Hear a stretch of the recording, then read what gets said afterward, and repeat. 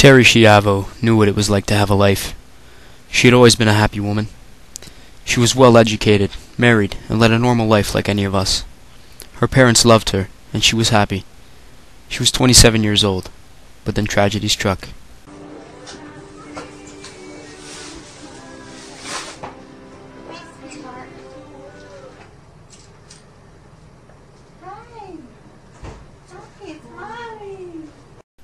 Terry was in her apartment in February of 1990 when she collapsed suddenly, suffering from cardiac and respiratory arrest. Paramedics arrived quickly, and she was resuscitated in hospital, but not before she could sustain serious brain damage. After 2.5 months in a coma, Terry woke up. She was mentally handicapped, but still able to enjoy the small pleasures that she had left. She could not feed herself, but she had a feeding tube placed into her stomach. Her husband, Michael Schiavo, felt that she had nothing left to live for.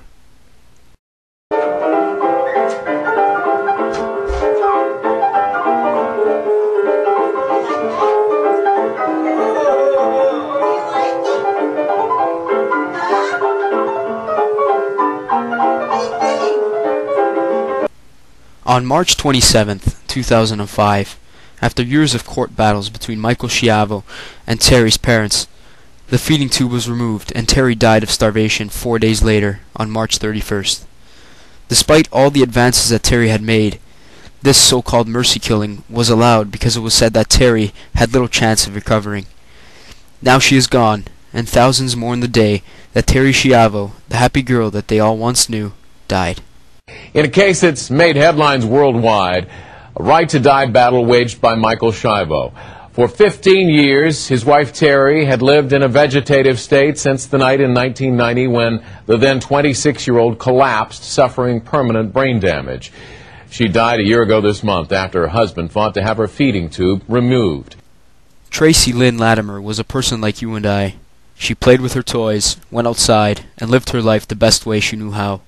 She smiled and laughed, she cried when she was sad, and she loved her parents more than anything else in the world. She was 12 years old, but Tracy had a problem.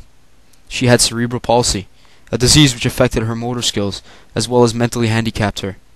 But despite all of this, she loved her life and everything that came with it. She probably appreciated the world more than any of us. But this life that she loved so much was taken away from her in an instant. Robert Latimer's face is familiar to many Canadians. His expression, just like his position, firm. Latimer still believes that killing his severely disabled daughter 14 years ago was the right thing to do. Tonight, that belief seems to be keeping him behind bars. Tracy was killed by her father when he put her into his car, ran a hose from the exhaust pipe through the window, and watched her die. Robert Latimer did not have any remorse for what he did, saying he did it to end Tracy's suffering. He regarded putting her into a care of a nurse or taking care of her himself unthinkable options. But who is he to decide who lives and who dies? For that matter, who is anyone to play God? It is the job of the Supreme Court of Canada to decide what kind of conduct can be allowed in our country. There have been many cases to pass by the 9 appointed members of the panel, but almost none as important as the issue of euthanasia. These cases deal with Section 7 of the Canadian Charter of Rights and Freedoms, concerned with the life, liberty, and security of the person. There have been 2 notable cases in the history of the Supreme Court that tested the morality of the judges as well as all Canadians. Soon I will be unable to walk. I will be unable to breathe without a respirator. In the glare of lights and in the presence of strangers, she is dying. She wants eventually to commit suicide, but she's already so disabled she cannot physically do it by herself. I will become a helpless victim of my... She tells her story to camera, speaking directly to those politicians in Ottawa who have the power to change the law.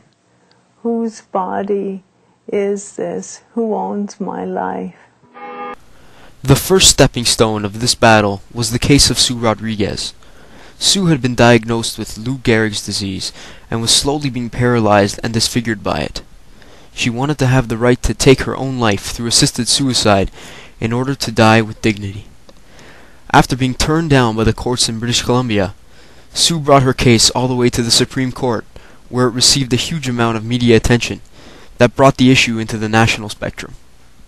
Nobody would realize at the time, but this final decision shaped Canada's future in incalculable ways. We begin tonight with the story of two struggles. One woman's battle with a terrible disease, and her other fight for the right to die. Sue Rodriguez of Victoria is already losing the first battle to Lou Gehrig's disease, and now she's lost another round in that other fight with the law. A judgment released today by the Supreme Court says Rodriguez does not have the right to a doctor-assisted suicide. That's what she wants, someone to help her kill herself before the disease does. Well, the court said no. But despite her ailing health, in fact because of it, Rodriguez vowed today to continue the fight of her life. Sue Rodriguez's case was denied by the Supreme Court of Canada in a closely split 5-4 decision. It was ruled that she could not take her own life with the help of a doctor, even though her disease would still become worse every day.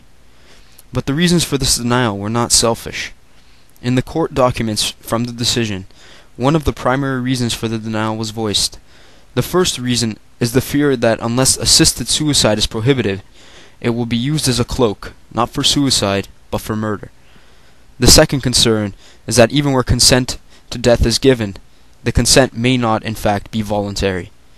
These reasons voice the fear of the judges that allowing for assisted suicide would be the start of a slippery slope, which would lead to the murder of innocents in our society, and eventually the eradication of all those we might deem to be unnecessary. Less than a month after the Sue Rodriguez decision, Tracy Latimer, the 12-year-old girl with cerebral palsy, was killed by her father, Robert Latimer, who described the crime as an act of mercy. This kind of conduct was exactly why assisted suicide was denied to Sue Rodriguez. Had the Supreme Court not ruled the way they did, it would have been much harder to charge Latimer with second-degree murder and sentence him to a minimum of 10 years in prison before being eligible for parole. In fact, Latimer brought his case to the Supreme Court as well, arguing that his sentence was cruel and unusual given the circumstances. The Supreme Court unanimously decided the minimum sentence of 10 years for Latimer would be upheld and cited the Sue Rodriguez case as one of the reasons for the decision. As it has been decided by the Supreme Court of Canada, as well as our own morality, it is evident that we must protect the vulnerable in society. Had Terri Schiavo lived in Canada, her story might have ended differently. But one thing is for certain: euthanasia is against the law in addition to being morally unjust. There is no one person who can decide who lives and who dies. That decision is up to God, and none of us can claim to be Him. The Terri Schiavos and the Tracy Latimers of the future must be protected, and people who try and take that protection away must be punished harshly. As Canadians, it is not only our responsibility, it is also our God-given duty.